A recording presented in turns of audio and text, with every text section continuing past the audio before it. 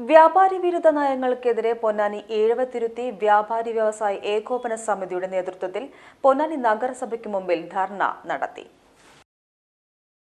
അകാരണമായി വർദ്ധിപ്പിച്ച തൊഴിൽ നികുതി ചെറുകിട വ്യാപാരികളെ കൂടുതൽ പ്രയാസത്തിൽ ആക്കിയിരിക്കുന്നുവെന്നാരോപിച്ച് വ്യാപാരി വിരുദ്ധ നയങ്ങൾക്കെതിരെ പൊന്നാനി ഏഴവത്തിരുത്തി വ്യാപാരി വ്യവസായ ഏകോപന സമിതിയുടെ നേതൃത്വത്തിൽ പൊന്നാനി നഗരസഭയ്ക്ക് മുമ്പിൽ ധർണ നടത്തി.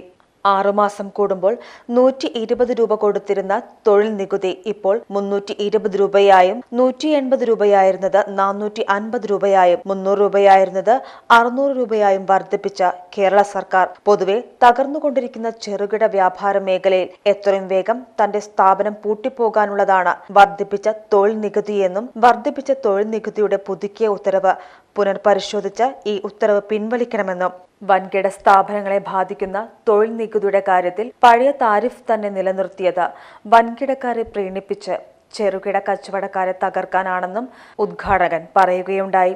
ധർണാ സമരം അഡ്വക്കേറ്റ് അബ്ദുൽ ജബ്ബാർ KP ഉദ്ഘാടനം ചെയ്തു. ലഹുൽ അമീൻ അധ്യക്ഷത വഹിച്ചു.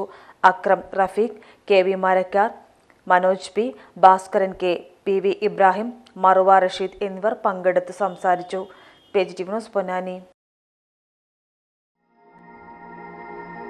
അവളുടെ മിഴികളിൽ നിറയെ സ്വപ്നങ്ങളുടെ തിളക്കമായിരുന്നു.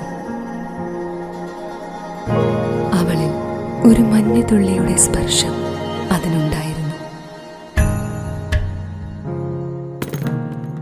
ആ കനവുകൾക്ക് പനിനീർ പൂക്കളുടെ സുഗന്ധമായിരുന്നു.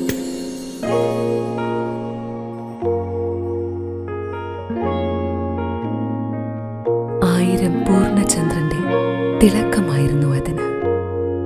അവളുടെ ഇഷ്ടം അവൾ കണ്ടെത്തി. Asian gold and diamonds. ഇവിടെ തുടങ്ങുന്നു ഒരു നല്ല ബന്ധം. അമാന മോൾ, എടപ്പാൾ, മെയിൻ റോഡ്, കൂറ്റനാട്, നടുവട്ടം.